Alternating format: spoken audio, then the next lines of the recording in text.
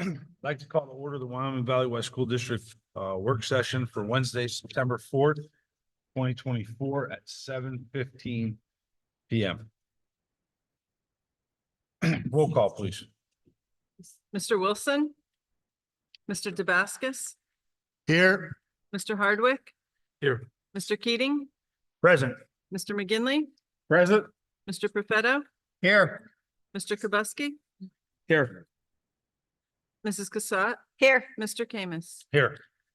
A moment of silence followed by a salute to our flag, please.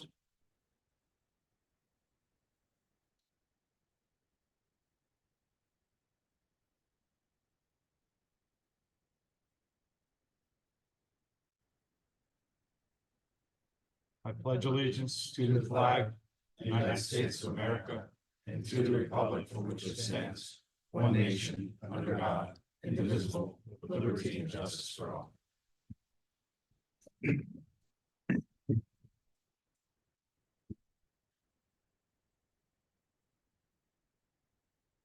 I'd like to announce there was an executive session held prior to this meeting to discuss personnel items. Superintendent's comments, Mr. Tosh, please.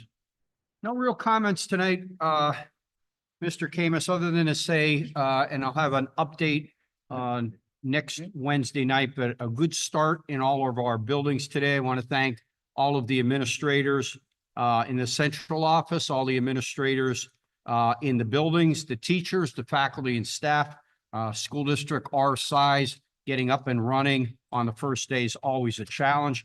Want to thank all the parents for your patience and understanding with any bumps in the road that we may have. I'd like to thank the site log staff that's here tonight as they continue with their project at the middle school, which I think once complete, the entire HVAC work and a new cafeteria are going to be a great addition to the district. And a really, really big thank you to our cleaning ladies in the district. Dave Cordes, our new buildings and grounds director, has had the cleaning ladies in over the weekend. They spent an awful lot of time in this building along with the site log staff cleaning up. And I do want to acknowledge them because they've done a really, really good job. So thank you to everyone who's put the hand in and got the middle school building ready. Thank you.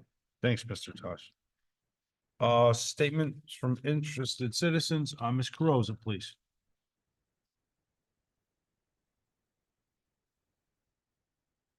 Amy Carosa, 44. I just wanted to follow up what Mr. Tosh said and say thank you to SiteLog, to the administrators, to the cleaning staff. I was shocked when I walked into the building, the lighting, the whole, even the smell of the building feels like a totally different building. So I think it's really, really awesome. And the fact that it was finished before the first day of school, you don't ever hear that even in the smallest construction projects in your own home. And one other thing, the senior sunrise this morning was able to be held on the track, even though there are renovations being done. So I have a senior and I'm so thankful that that was able to happen. So again, thank you to everyone. Thank you, Ms. Carosa, for your comments. Much appreciated. Committee reports. Mr. Damascus, please. All right, so I have a little update here from Keystone Sports and actually in regards to our track. We've received a change order in the amount of an additional almost $170,000 out of a $391,000 project. So roughly about, about 50% increase. And basically what happened is, as you know, the project entails replacing the rubber on top of the track for our events at the field. Unfortunately, as they removed some of the rubber, they found that the asphalt underneath the rubber was in terrible condition in multiple spots, and basically not everything, but a large percentage of the track, the asphalt is going to have to be repaired before we could apply that rubber track on top of it. And bottom line, if we don't do it, they won't even proceed with the project because it just won't last. There's no way of adding that rubber onto the asphalt surface without the asphalt surface being solid. So although it is a significant increase in the cost.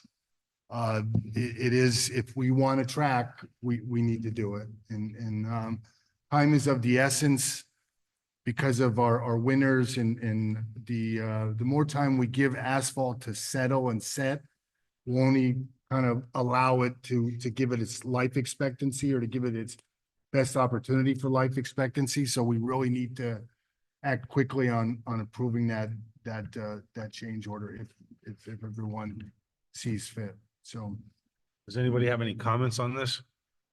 I have a question, and this is just a learning question for me, I guess. We have a stadium that has a track over here on Tioga. Is that where the official track things take place? Yes. is up to, so the background Did- story is here. Actually, that track, when that was originally created, it does not meet PIAA specification. It's actually short. If you ever ran track on that field, you had to run a lap and a little bit more, depending on what event you were running. So at the time when the turf went in, the board made the decision because there was enough room up at the high school to put the track up to high school where you could make it official and have an official PIAA event, because we couldn't even hold PIAA events at our football stadium because the track was too short. It wouldn't be official times or anything like that. Well, that answers that. Anyone else? Yes, I have a couple.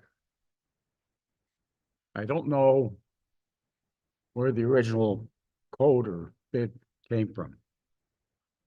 Obviously, you approved that, and now we're looking at a change order of about 45% of the original bid. Has someone inspected the track? Does somebody verify this?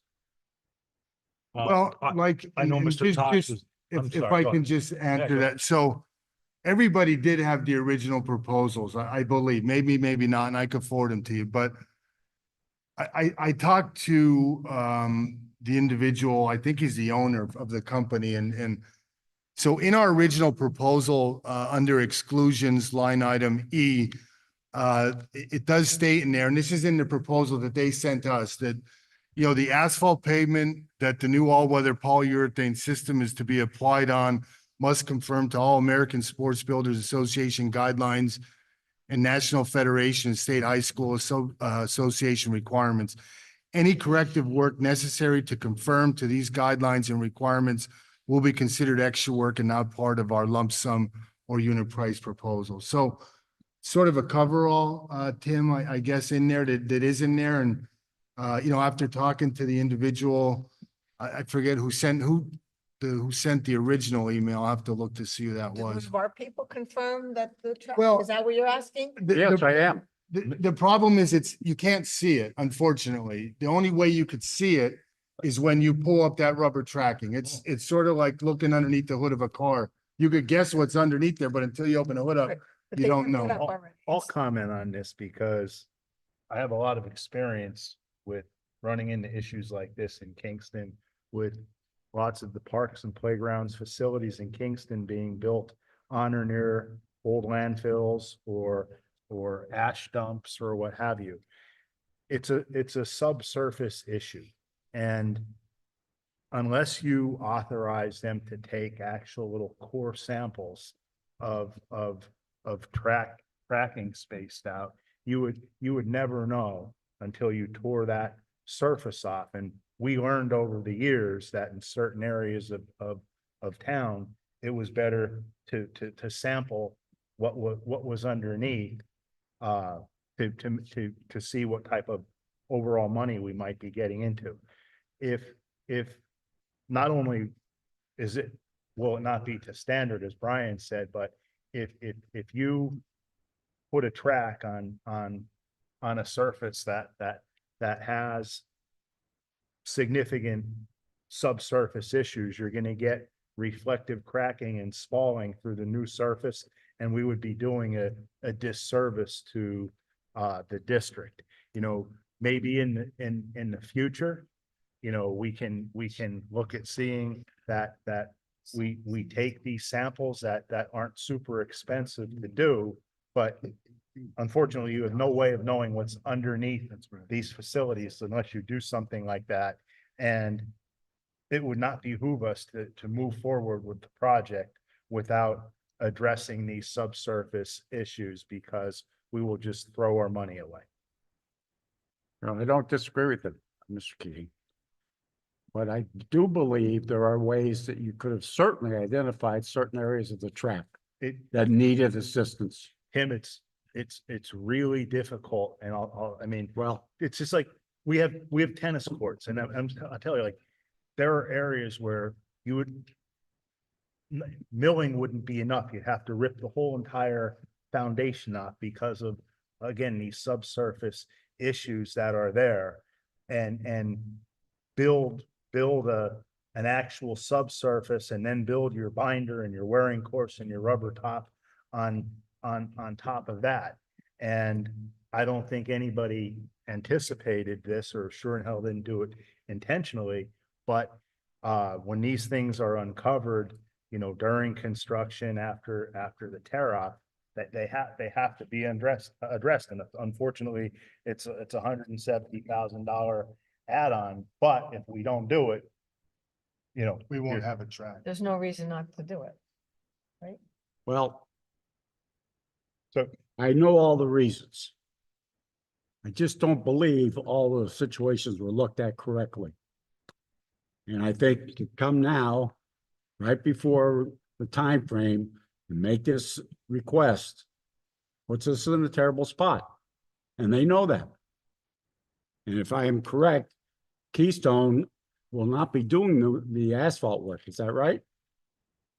I wouldn't. Keystone has a contractor to do it, right? Yeah. I mean, So they're do we, do ultimately you know responsible. that contractor? Do you know what kind of I'll work I'll they tell you do? this, Tim, with Keystone, Keystone has done over $40 million in projects between Wilkes-Barre area, between Lake Lehman and other districts. I guarantee you that the worst thing that they wanted to see is an add-on onto a contract that's only 500,000. I say only only 300,000. So although you may think that they're trying to give it to us in some way, I just don't believe that. They have too many other investments locally, much larger than the size of our little contract to worry about $100,000 addition. So I understand that nobody wants to pay an extra $160,000, but I really feel that Keystone has our best interest by knowing that if they don't do it, it won't be done right. So I mean, that's Well, just I my respect opinion. your opinion, but that doesn't satisfy my thoughts about it. Well, I think we're gonna have a special meeting on Friday to vote for it, so I believe that you'll be able to apply your opinion to that vote. Right, yes, so, yes, thanks, Mr. Damascus. So we will be I called the special meeting for this Friday, September 6th at 12 o'clock noon, here in the auditorium. I have some comments on it as well. And it's not directed to any board members, so don't take it personally. I don't understand if a project like this, why Keystone wouldn't suggest to us we should do core samples to prevent this problem. And maybe going forward for a company like Keystone to say, hey, for an extra additional cost, we recommend doing some core samples. Mark, I'm not gonna point the finger at Keystone. This is it. You would not suspect those problems to be in that location. You know, the last time I could tell you in my experience, we ran into an issue like this. We put new lighting around Jan Jig and the Little League field in Kingston. The new lighting poles had to be mounted, I believe, that eight feet below grade. Well, nobody knew, including us, that nothing showed that was a landfill there. People dumped ashes there. I guess the borough dumped ashes moons ago for years. And now what was like a $170,000 project turned into like a $400,000 project to have these poles engineered properly. It happens, and playing Monday morning quarterback on this is not the right thing to do. Well, You can't micromanage the companies that know what they're doing. It's just my opinion. okay. That was a football field forever, so it's and the track is only what, 10 years old? Did anybody on this board walk that track since the turf's been up? So I'm gonna answer that. I personally didn't, nor do I think it's any of these board members' responsibility to walk that track. That is not our job as a board member. We have professionals in place to do that for us. That is not our responsibility to walk the And track. Rick, I'm sorry, you I- suggesting it didn't need to be replaced? Is that, I don't know. I actually have, because when I wait for my kid sometimes in the past, with band, football, I would walk around that track, and other than what would appear to be normal wear and tear from heavy use, nothing would jump out at you to say, hey, there's subsurface issues going on here. Well, I walked it personally, just to try and understand what we're looking at. And I'm not sure what's going on there, but it looks like a beautifully paved circle with some, I don't know if it's a crack all the way around the side. I'm just trying to figure out what the price for 170,000 is. Because what's given to us talks about milling and maybe repeat, what are they doing for 170,000 is what I'm trying to get at. Milling and resurfacing with base repair as required, So as needed. the whole thing is getting milled, That's the way I read it and understand it, and then they're gonna repave the whole thing. the way I understand it, just for the track area only. Mark, That's the way I understood it. I will say, as far as the age of it, I do think it's older. I think it was 2008 or 2009, I believe. When George Curry had first come in, we had gotten a grant for the football field, and I think we also got a grant for that track. I think it's probably 14 to 16 years old. I'm just trying to wrap my head around this. It, right? I mean, you don't want to do patchwork. That seems ridiculous to me, and I don't know a heck of a lot about, stuff like that. Well, But Brian had, patching- I see patching on road work, it doesn't cut it for very long. I'm trying to So understand I don't what's- think you want to do it- the whole thing. it's not fully spelled out. That's why I'm trying to figure out where. I guess here's and again, I don't, Keystone Sports Construction is our contractor that we've decided has the knowledge. I've never done a track, right? So if Keystone Track is recommending to me that you need to do this or it won't last a year, I gotta believe them. So if you want to ask Keystone that question, I talked today to Russell, I guess Lindane, who's their president or partner. And I said, in simple terms, tell me, if we do not do this, that track will not last a year. So, I mean, and that's to me is the bottom line. And if you're not satisfied with their contractors that we use, I mean, you ask them, but to me, they've given me enough data to tell me that we need to either A, fix it and repair it at what they wanted, what they quoted us for, or B, not redo the track and not have track program. The options to me are that kind of simple. Rick, may I make a comment? Absolutely. So I think everybody here is actually right. If you think about it, if they had done core samples in the beginning, we probably would have got a bid for $500,000. But the core samples weren't done, so now it's after the fact, but it doesn't change the amount of work that needs to be done. Obviously, the subsurface is not adequate to just lay down a new track. Whether it should have been in the original bid or whether it wasn't, I kind of look at myself and think, boy, why didn't I pick up on that? Probably should have looked at that contract and said, well, what if the surface underneath isn't good? And ask them, bid it with it in there. And if we don't need it, go that way. But I didn't look at it, and obviously a bunch of us didn't look at it, because I remember when Brian sent it around to us and we all voted and we voted yes. My point is, it doesn't change the end cost that we're gonna have to pay, whether it was in the original assessment or whether it was after you pulled the carpet up and found out, no, it's not hardwood floors, it's just a subfloor, and I gotta put something else in different. It's kind of like doing your carpet at the house. So I think you guys, I think everybody's right. we should have maybe done things a little differently, but it doesn't change the outcome of what we need to do now. It's a shame that we have to pay additional, but we can't Monday morning quarterback it now. It is what it is. That's. the way No, I but it's feel. certainly a teachable moment. I'll certainly think about something in the future differently.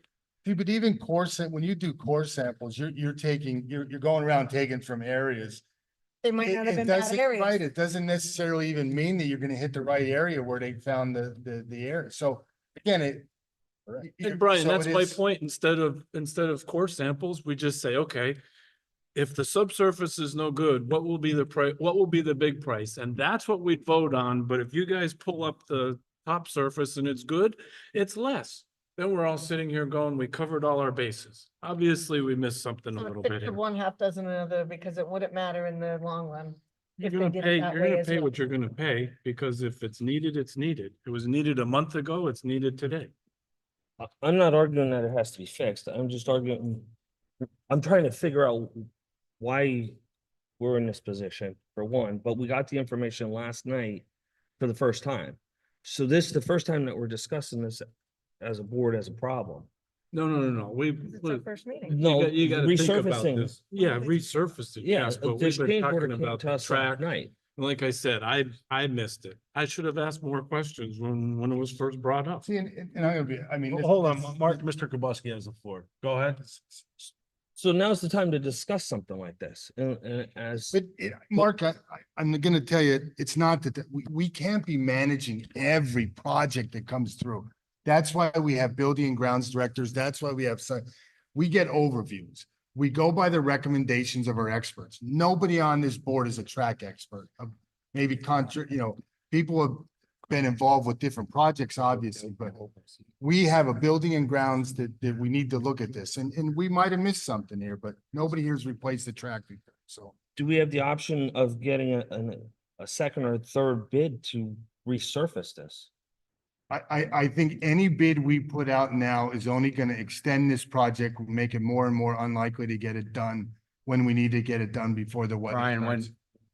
if I could respond to that, when I was down there the other day, and it was brought to Mr. Cordes and my attention, and they showed us the issue, I had said to them at the time that we had a work session tonight and we wouldn't be able to vote on it till next Wednesday. They conveyed to us that there's a very, very small window here because they're contingent on weather, the weather specifically in the morning being more than 50 degrees to complete the work. So one of the things that they said is if we can get the either go ahead or not ASAP, it's going to be close the way it is. So their point was that it's imperative that we make a decision on this ASAP. And you don't get good paving quotes at this time of the year. The best time, optimal time to get paving quotes is January and February. Everybody's booked right now, so you're piecemealing this. You're not gonna get a good price on pave right now. Paving contractor in it. They also, I should add, because I thought they were very transparent when we talked to them, they said, could they have put the track down without going this route? And they said it's possible it could have been done. The problem they said was where the problem is located, lanes 1 and 6 would have worn away within a year or two, and we would be back to essentially the same problem. Anything else? Yes, do we have money in the budget for this? So there's not a specific line item for this. I will reiterate, however, that there was 200,000 put in for the cafeteria floor that is now being paid out of the food service. So that does free up the 200,000. Well, that's great news about the cafeteria. That I did not know that. That's awesome. Even without, and this is just a general, but we did have a surplus that we could have used it for, is that, or no? Yes, there is a surplus also if they chose Is that to under use capital that. expenditures, right? Is that under? There was no, so it was a No. transfer of 400,000 from capital, but there was a surplus in the budget that we could have used. It sounds like Tim since we originally approved the 300 and some for the track work to begin with, that was budgeted. The Right. 400,000, yes. The 170, luckily, we have a surplus in the cafeteria fund that can help. Well, offset it's that. not the surplus say of the, surplus. yeah, it's not the surplus of the cafeteria. We originally thought we would have to pay a large expense out of the general fund. And the state notified us that the cafeteria fund, which has the money, can pay for that expense, thus freeing up the general fund. That's awesome. Anything else? No, Mr. Dabascus, do you have anything else? I didn't think that would take 40 minutes. No, I'm good. Thank you. Mr. Keating, please. I would just like to thank Rob. Rob's working on updating a lot of our financial policies. We're going to be meeting with the finance committee in the near future. Specifically also relating to our high school activity funds. We've had some issues in the past. Rob's been working really hard at getting these things straightened out. A lot of these policies haven't been updated since the mid to late 80s. So long overdue. He's making nice progress with that. That's it, Mr. Campbell. Thank you, Mr. Keating. Mr. McGinley, anything on the policies? Well, sort of piggyback off what Mr. King said. I think the one thing that we're going to look at very early on is a purchasing policy that needs to be updated. And then we'll forward it to the finance committee and let them make a decision and then recommend it going forward. But that to me is a critical element that we have to update. So that's one that you'll see something early on with that. Excellent. I did have one more for athletic that was mentioned. Sure. Everyone knows Mr. McKay passed away last month, longtime Valley West supporter of athletics. We're gonna have a brief little plaque presentation on Friday at our football game before the national anthem. We've gotten a little plaque done for him that we're gonna present to the family and then actually take it up to our stadium to install it. So that was just something from the athletic committee. Mr. McGinley, do you have anything else? No, sir. Thank you. I would like to add under policy, a month ago, Mr. Tosh passed out to everybody. Wilkes-Barre is a school district, advertised a change in their policy. Everybody had it. It refers to, dress code and, cell phones and that kind of stuff. Did everybody have a chance to look at that? Does anybody have comments on anything of that such? They want to change, they want to. I thought they were pretty appropriate. I mean, it's something I think this district should consider going forward. I mean, I think it's spot on. There's no major changes, to it at all. I mean, it basically says no excessive tight pants, no crop tops, tank tops, or that reveal skin. No sheer see-through clothing, no sleeveless shirts without shirt underneath, no bandanas, no excessive rip sprays that reveal skin or undergarments, no garments with drug or alcohol, profanity, or any other items deemed offensive. No hats, baseball caps, do-rags, skull caps, no pajama, bedroom slippers, or blankets. Hoods must remain down entirely and off the head. Does anybody have any sort of problem with that? Yeah, I think Yeah, that's and it's not a dress code per se. It's more of a Yes. dress policy, like Well, just. the do's and don'ts. It does pertain to, which this is the part I like kind of the most. Non-compliance with any of these previously noted offenses will result in a 1-day suspension, a pre and post suspension. In-person parent conference will be mandatory. If the parent does not attend the mandatory pre or post suspension conference, the student will not be allowed to attend school and all days will be marked illegal. Rick, if I'm correct, I don't know that our policy goes that far. It doesn't. Yeah, I didn't think so. It did. I think you need to review it. 'Cause, Pre-COVID though, right? yeah, we laxed it up, but there was I all don't right, remember yeah, this, we though. laxed it up a little After bit, but COVID, right yeah. after COVID, but yeah, I mean, we were pretty strict prior to COVID. Mr. Tosh, I don't see I have many objections up here. Is there a way we could amend one of our dress code policy? And have Well, this on for next week if or the there's- following month? Yeah, if there's a specific part on that. Now, most of what you've covered, the principals will cover today, tomorrow, and Friday with the students. And as you said, most of them we implement already. Now, as Mr. DeBasca said, we went to a little bit of a provisional dress code. Pre-COVID, we didn't allow jeans. We got a little bit more flexible and said you can wear jeans as long as they're not ripped, that type of thing. But if there's one specific or two specific items on there specifically that you want, we can put it on the agenda next time for a vote. So, and as a board member, I'm confused because I thought we laxed that policy, so that policy is no longer in existence. And it did not go this much in depth with when I read it. The current dress code? Yes. I think the current dress code that's implemented has most of that. Okay, all right, maybe I'm wrong. Mhm. But yes, there are two parts here, the pre and post piece Okay. and the piece with the electronics. Okay. Mr. Camus, if I may make a comment, I really like that policy. I did read it over. I'm fully in favor of it. Is any policy needs to be enforced though. So that's the 100%. most important thing is we have to enforce it. And I think when there was a dress code, it did help the student environment.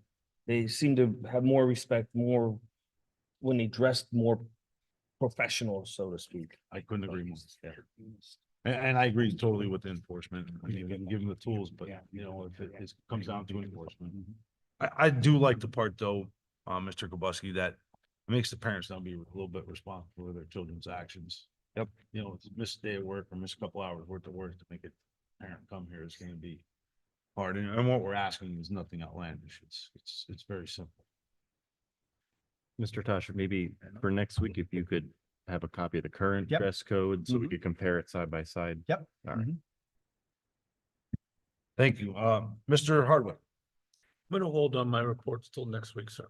All right, thank you. I don't see Mr. Dickton. Buildings and ground, He's behind the monitor. Mr. Dickton, do you have anything? Andrew, Mr. King, Barry, do you have anything? Bring it on up.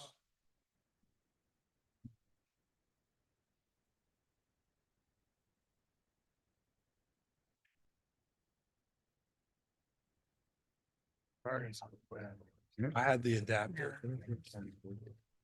Hmm?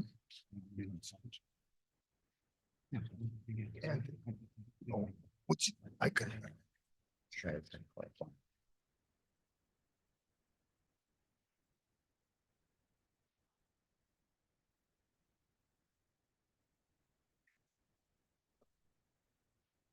Thank you, Anthony. You don't even have a dress code on the website. How come it's not there? Where would it be under? That's gonna serve the dress code.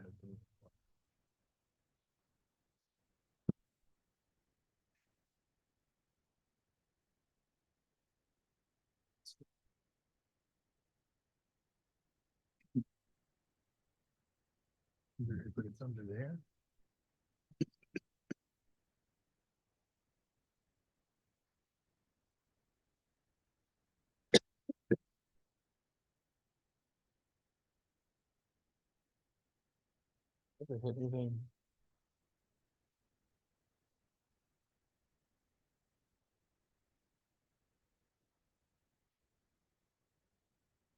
Source.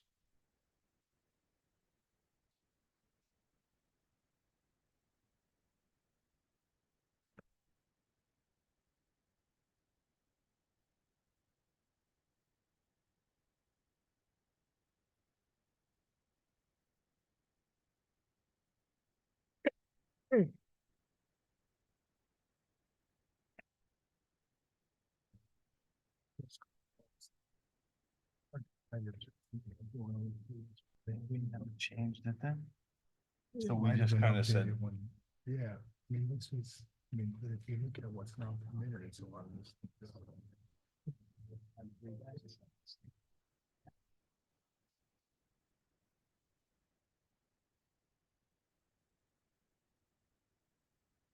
There it goes. Before the meeting. That's on a district under. But did you see the piece with?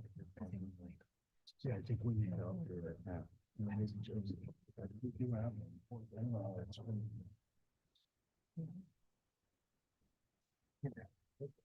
know what I mean? No, I'm embarrassed. You can't. Oh, We even have this.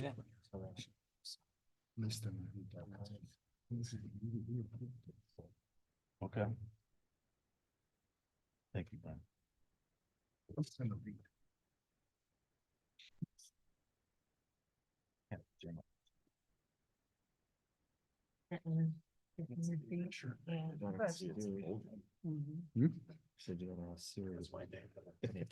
We can turn this one or we can turn this one around.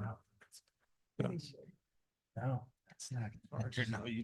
Sorry for the technical difficulties. Buy a t-shirt. We're gonna take all those Good thing your compliments back. construction skills are much better than your tech IT skills. Blame it on him though. Right, it's the IT department's fault. Did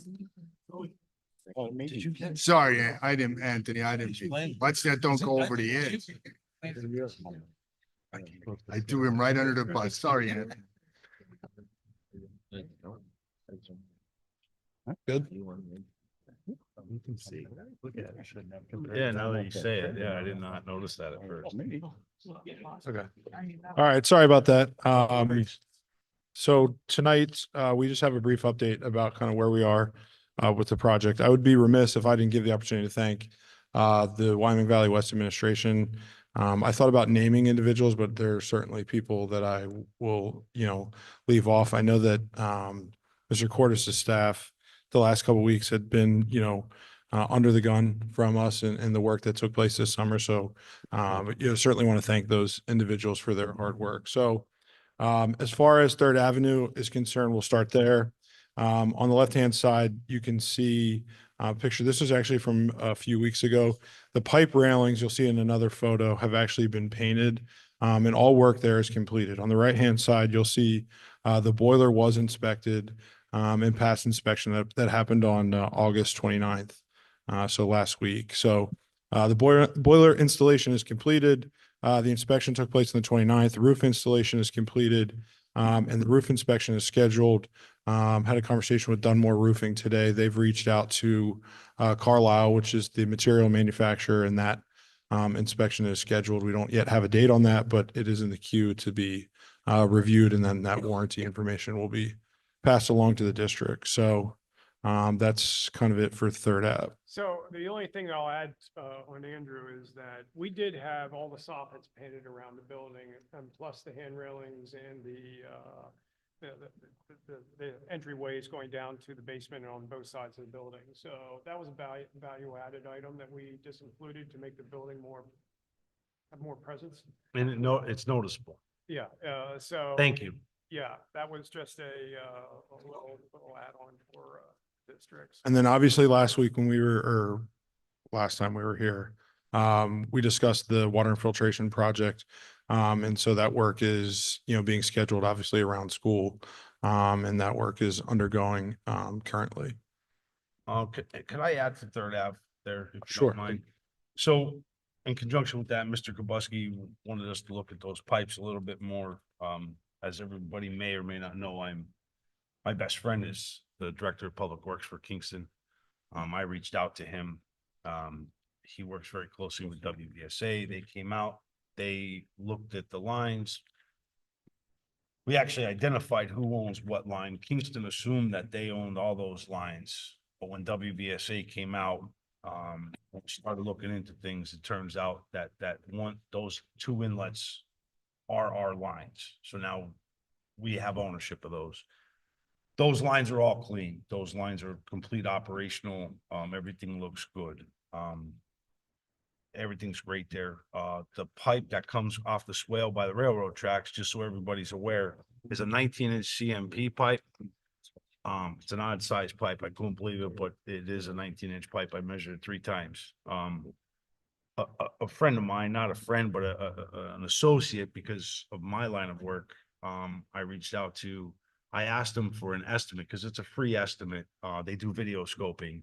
They do UV lining of pipes. It's no more fiber anymore. So now it's UV lining. Just to see what a price what might cost us. It was about $22,000 to do a UV lining on that pipe. And that would pretty much solidify that whole parking lot. UV lining adds structural integrity. There's a lot there to it. And if this board wanted to go down the road and finally just wrap up Third Avenue and pave that parking lot in the near future, or maybe into next year's budget, considering, you know, what it looks like over there with, it might be something we want to do. Cost a rough idea to replace that pipe, just knowing the footage. I mean, you're going to be into the $45,000 mark. Mark, you wanted to know about capacity. I mean, it's at this board's discretion if you wanted to ask our engineers to do a hydrology study on it, but you know, I personally don't feel it's at that point necessary. I pretty much understand what's going on over there now. I appreciate that Kingston was involved, the sanitary authority was involved. I think we got some things answered. We did clean out basins there. Is that what you're? Yeah, so Kingston assumed 2 of those basins were theirs, but you couldn't see the pipes in the bottom. So when they cleaned them, there was 6-inch pipes in there. He's like, well, that don't make sense. So then they went down by the railroad tracks, and I was actually there with them. And I'm like, well, that don't make sense. The 19-inch CMP pipe dumps into our wet well, which nobody was expecting that, or at least I wasn't, nor was Kingston. That's how we kind of now take ownership of those pipes, because it dumps into our facility. There's a lot dumping into that pit though. I mean, and Yeah. that was one of my points now that, I made the comment that I'm quite pleased to see all the rain gutters are dumping into the front of that storm system, draining into that pit. But we also found a manhole that was covered over too that answered some questions. So I'm pretty happy where we're at. I just don't know if that, when the water's up, everybody understands when the water's up in the area, it's not getting pumped anywhere, correct? Well, no, that's incorrect. So Was getting pumped into full line it's at yes. some point. So Kingston is on a detention system. Yeah. So it is designed and has capacity to. Mr. Keating, I certainly don't want to steal your thunder, but that's a whole detention system. So when the river comes up above 24 feet, they close the gate gets closed. Now it becomes a detention system. That detention system is sizable enough to hold 5 days of rain before it starts coming up to surface. I mean, they're like that all in the bottom of the valley. There's big detention systems. Every town has them. So the chance of it ever coming above ground would be slim and none. My opinion. But I do recommend us lining that pipe with the UV lining. It is a CMP, and the bottom first 5 feet is rotted out. I think that would be some serious. I think that would be a smart move for this district to go towards, especially as we look forward to paving that part. But I mean, we could definitely, if this board asks, we could definitely have our engineering firm look at that a little bit more. Thank you. So that gets us to the middle school, and here you'll see some photos of some of the areas that are, occupied. The corridor there, that's the first floor corridor over here to my left, and then first floor classroom, and then second floor corridor. So all the corridors in the first and second floor have been completed.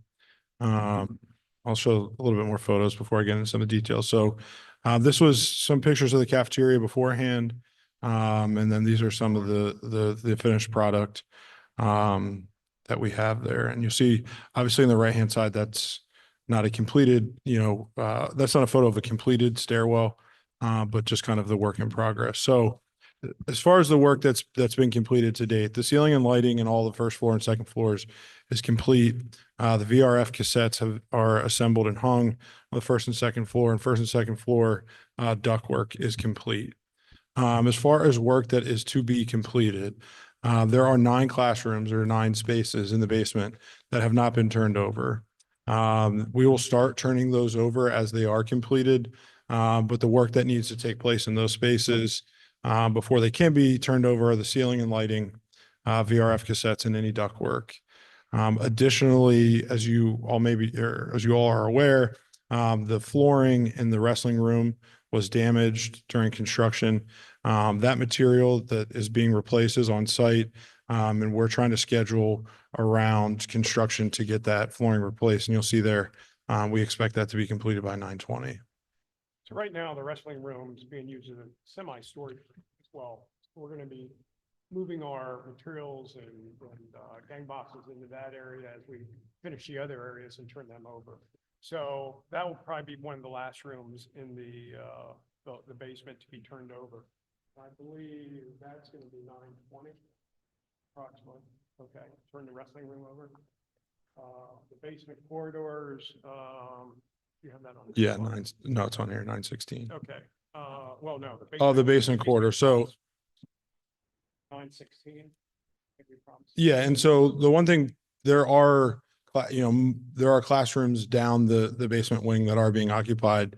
Mr. Bond worked, we worked hand in hand, Mr. Bond and Mr. Tosh, to ensure that, the district or the school had as much space as possible.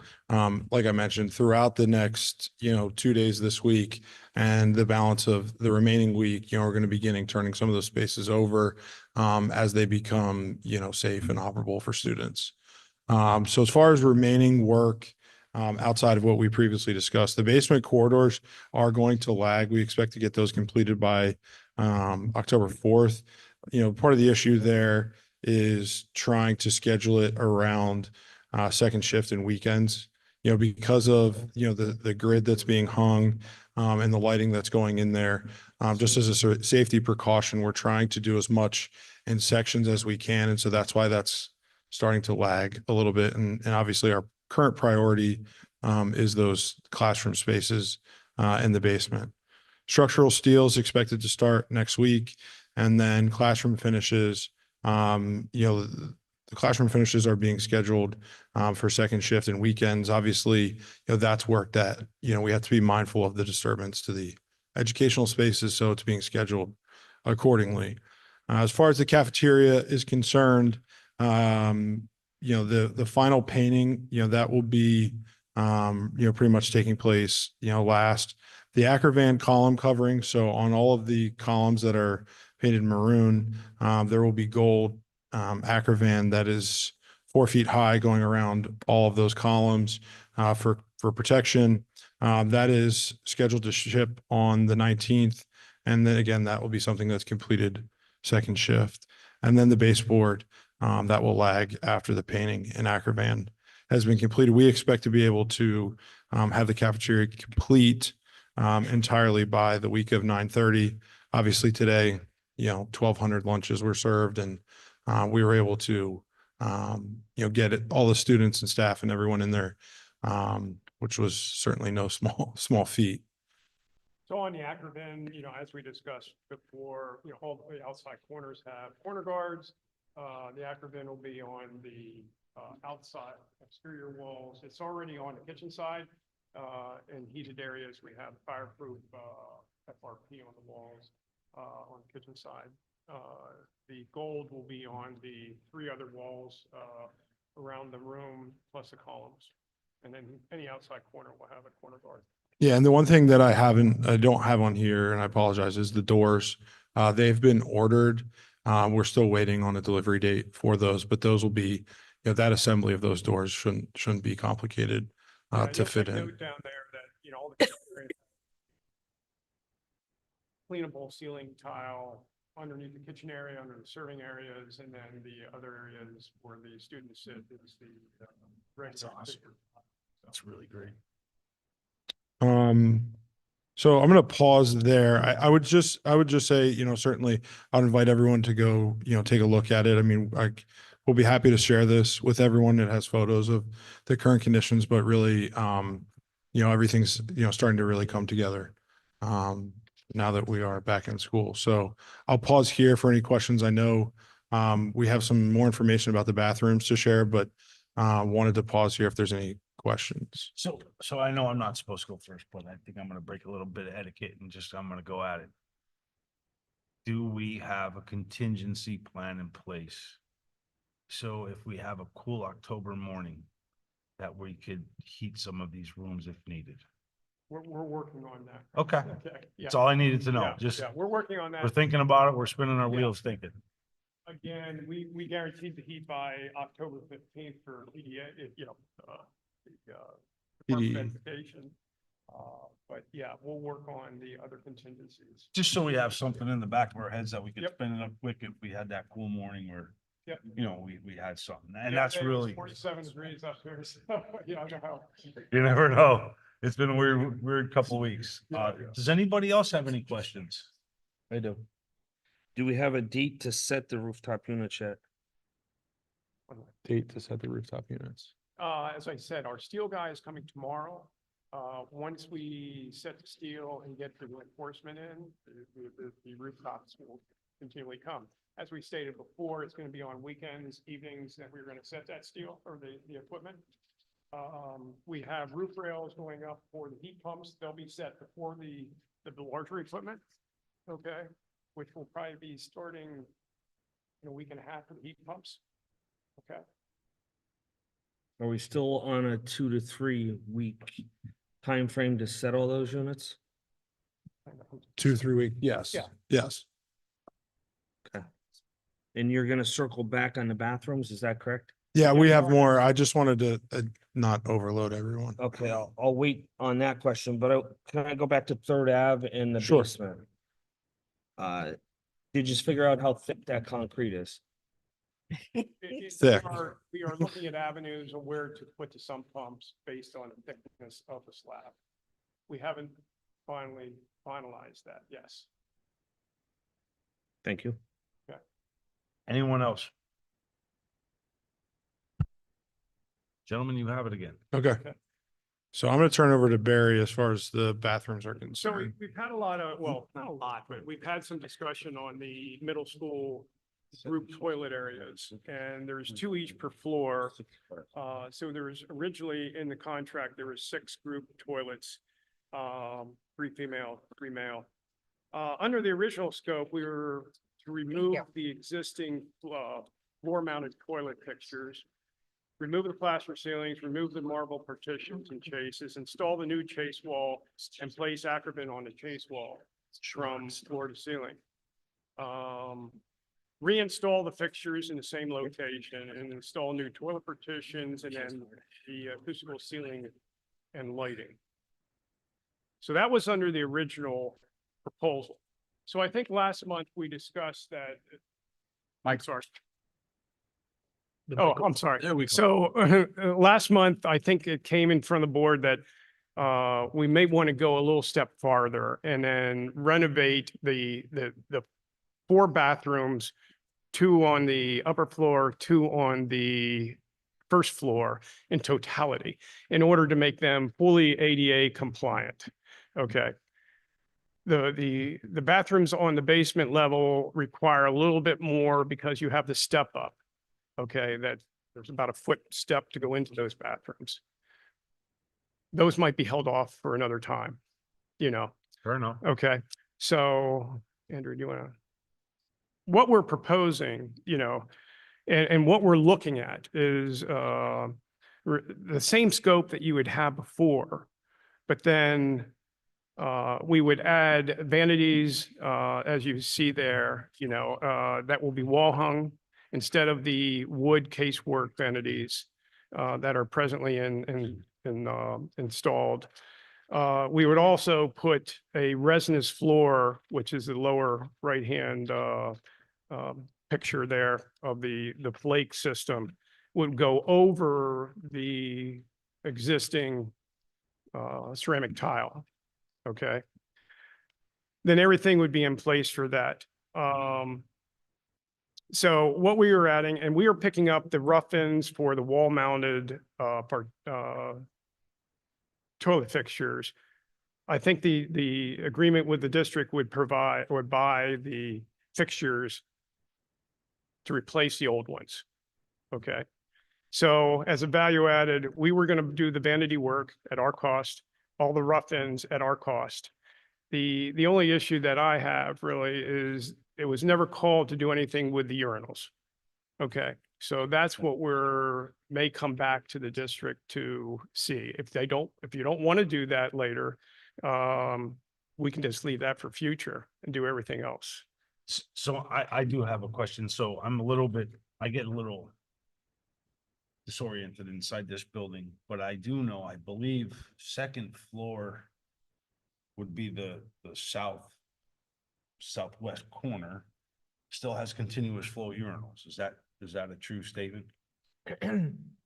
There, They're always on that continuous drip system. yeah, I mean, we put new valves on the basement, I think, to shut the valves off, Okay, or so to we be able know to it. shut the bathrooms off. Okay. Okay. I mean, Yeah. it's something that, let's face it, we should be looking at that. Yeah. That's a serious issue. Yeah, I don't think that they're on continuous. I'm not sure if they are or not, to be honest with you. One of the bathrooms are. You I might, don't remember exactly what Yeah. one, but I know we have one, if not two, men's bathrooms in this building that are continuous flow. I know. Yeah, one, the I locker can't- rooms are definitely. Yeah. When I walked through And the other boys' day, locker room. one of the basement bathrooms, the urinals it's continuous flow. One of them in the basement floor. Yeah. I mean, it would be a wise move to do the urinals as well, just for that purpose of water consumption. And the flush valves on those are old and not Yes. really efficient. 100%. So what I propose is we're going to keep on moving with what we agreed to do. Okay. Okay. And then I'm going to come back with a possible ad for the urinals or what have you. So that's the direction we are. We're not stopping any work. We're going to continue. We think that we'll have the bathrooms done in about 6 weeks. Okay. That's our timeline. And then we'll have all the materials for the next floor. Those floors would go faster. Okay. Excellent. Okay. Does anybody have any questions? I do. Just the one, are we right now in the building, do we have bathrooms that are not usable right now? Yeah, the 2 gang bathrooms on the second floor are not usable. Okay, so does anybody have any issues with that or with 2 less bathrooms or? I mean, the one of them was closed most of the year was closed for over a year anyways. Oh, okay. That was, Oh, it was one of the ongoing issues inside this building, my only comment is whatever we do to the bathrooms, I think Mark mentioned it, we should redo them the right way and. That's why we're trying to save costs by eliminating the 2 in the basement and then put that money up above. I think we should do them, get them all updated. Yeah. So if you can bring to this board those proposed changes or items. Yeah. So we could, but by all means, please don't stop your work. We're not stopping the work. I'm going to keep on going with what we promised you. Excellent. Okay. Anyone else? Yes. So Barry, just to be clear, and maybe for Brian, both the top floor girls and boys room will be closed for 6 weeks, approximately 6 weeks. Yeah.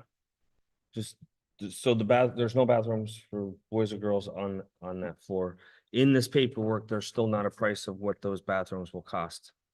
Is that correct? Or what? There's no estimate. No, there's no cost. Yeah. No. And I have pointed out to you before, it's kind of hard to make a decision 2 days before a board. I'm not asking you to make, that's why we're proceeding with our cost and not stopping the process. Okay. Okay. Yeah, I mean, those vanities that you see in that screen right there, they're $8,000, vanities. We're picking up that cost.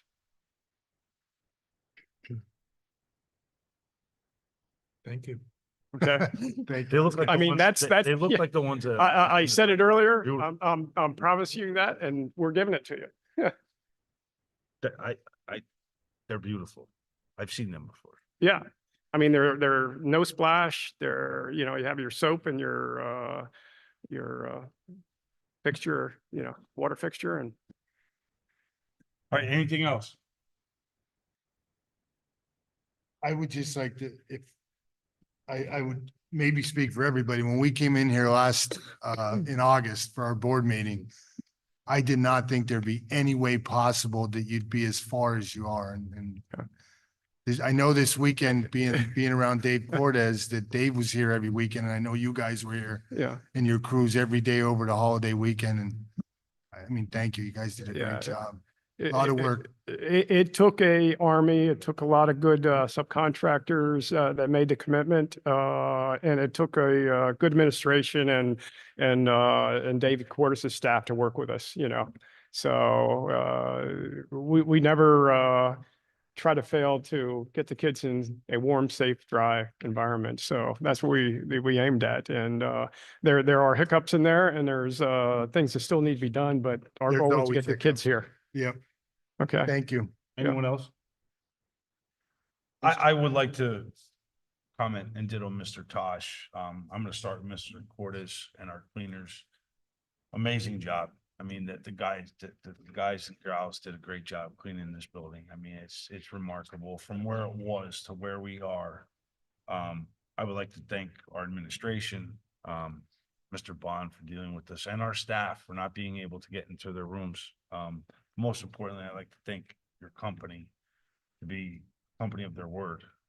You sat in front of us 5 months ago, not even 5 months ago, gave us your word that this will be pretty much done. And here we are today, and we are. That's pretty remarkable. It's a 264,000 square foot facility that we totally gutted and kind of redid, and that's pretty impressive. That's very impressive. Well, It's got to be a landmark to the company. It has to be. as I said, it took a lot of people to do it, and even the cafeteria, only being asked to do it in April and to have it done now is, you know, and it's not 100%, but it's, you know. And Barry, I have to say it, your logic, and you just said it, the dry, safe. Warm, safe and dry. Warm, safe and dry. I mean, that, when you said that to me many months ago, it kind of hit my heart, and like, that's perfect mentality, right? Yeah. So I thank you both, all three of you gentlemen, the whole company in general. Thank you very much. Thank you. Thank you, guys. Yep. All right, moving on. General recommended action items. Anybody have questions on 1 through 5? I do, sir. Yes, sir. Number 4, given that you and Janet and Mr. Wilson are the reps to the Technology Center, being that it's on the agenda, I'm sure that means that you all are presenting it as acceptable for vote. It already passed. I was wondering how So the dates work. It's just, we wanted to put it out there as the committee. So if anybody had any changes, they had an opportunity to present, and no one really presented. So, you know, it kind of went that way. Anyone else? Mr. Camus, I just want to use number 2 and 3. With all the work that SiteLogic is doing, obviously it's a lot of work. Every month, there's a lot of money going out because of all the work. I would like to see the Buildings and Grounds Committee have a meeting with all this construction, discuss some of the projects that's going on. Maybe you could schedule that. Sure.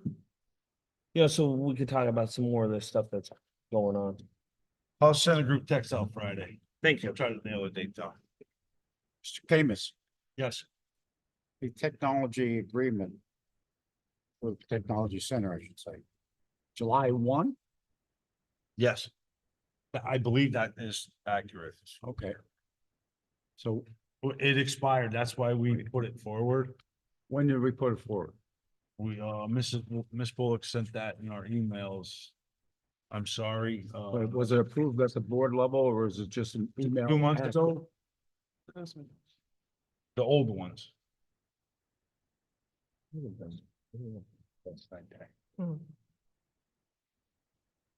Let me back up. Let me restate your question, because maybe I'm just a little. Well, no, I'm looking at this, I'm looking at a starting date of July 1, Yes, and we're in September. correct. So you're right. I saw an email and requested if anybody had any changes or whatever. But did we approve it formally at the board? Not at this level. Okay, Up West Side CTC, it went last month okay. because it expired, and Dr. Duffy, I believe, was the gentleman that caught it and realized that it went through expiration. Okay, thank you. So Rick, just a quick question, like, so as far as those articles agreements, even if every member of the Valley West portion of the three members voted no, but everybody else voted yes, even though we have 75% of the people, the students that go up there, it would still pass. 100%, that is correct, and it has happened in the past and just recently. Yep. Interesting. Staff recommended action items, items 1 through 7. Do we have any questions? I have one question. On number 2, are those students, are the same, young ladies from last, school year? No, Simona is an alternate and she was here last year, Okay, but, Isabella Carosa, which is Mrs. Carosa's daughter. She's brand new and so is Emily. okay. And how did we get the names to be on this agenda? So I can't say for certain. Jen, Mr. Tosh, it's class. I'll check with Mrs. Perry, but I believe they're chosen on the high school level. Good. I'll check with her. Miss Bullock believes it's the principal too, I think, Right. or something, so. That's good. Thank you. All right, does anybody have any questions for Mr. Kachar? Excellent. Our next scheduled meeting will be here Wednesday, September 11th at 7 PM. Motion to adjourn, please. Ultra.